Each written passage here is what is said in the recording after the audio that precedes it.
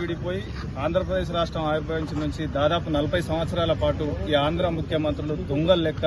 మా తెలంగాణ ప్రాంతానికి సంబంధించినటువంటి నీళ్లను, నిధులను, నియామకాలను దోచుకెళ్లి వాళ్ళ ప్రాంతాన్ని అన్ని విధాలుగా అభివృద్ధి చేసి మరి తెలంగాణ రాష్ట్రాన్ని అన్ని విధాలుగా ఎడారి ప్రాంతంగా మార్చింది. కాబట్టి మరి నీళ్లు, నిధులు, నియామకాలు అనేటువంటి నినాదం నుంచే కేసీఆర్ గారు టీఆర్ఎస్ పార్టీని ఆవిర్భవింపజేసి పార్టీని పెట్టి తెలంగాణ రాష్ట్రాన్ని 10 సంవత్సరాలు పరిపాలించి అన్ని రంగాల్లో అభివృద్ధిలో ముందుకు తీసుకెళ్లిన తర్వాత ఈ రోజు తెలంగాణ రాష్ట్రానికి కొత్తగా వచ్చినటువంటి ముఖ్యమంత్రి రేవంత్ రెడ్డి గారు మరి చంద్రబాబు నాయుడు యొక్క తొత్తు లెక్క తయారై బనకచెర్ల ప్రాజెక్టును, పోలవరం లింక్ బనకచెర్ల ప్రాజెక్టును మరి అక్కడ కొత్తగా కట్టి రాయలసీమలో ఆ గోదావరికి సంబంధించినటువంటి 200 టీఎంసీ నీళ్లను మరొకసారి దోపిడీ చేయడానికి మరి అపెక్స్ కౌన్సిల్ ఆమోదం కూడా లేకుండా ఈయన అక్కడ పోయి చంద్రబాబు నాయుడు కాళ్ల కింద వంగి ఆ ప్రాజెక్టుకు ఆమోదం తెలిపచ్చుడు. ఖబర్దార్ రేవంత్ రెడ్డి, తెలంగాణ రాష్ట్రం కోసం మా బీఆర్ఎస్ గాని, బీఆర్ఎస్ విద్యార్థి భాగం గాని ఎంతకైనా పోరాడుతుంది. మా నీళ్లను, నిధులను, నియామకాలను గుంజుకుంటామని చెప్పేశానంటే మా బీఆర్ఎస్ ఆధ్వర్యంలో పెద్ద ఎత్తున పోరాడానికి సిద్ధమవుతుంది.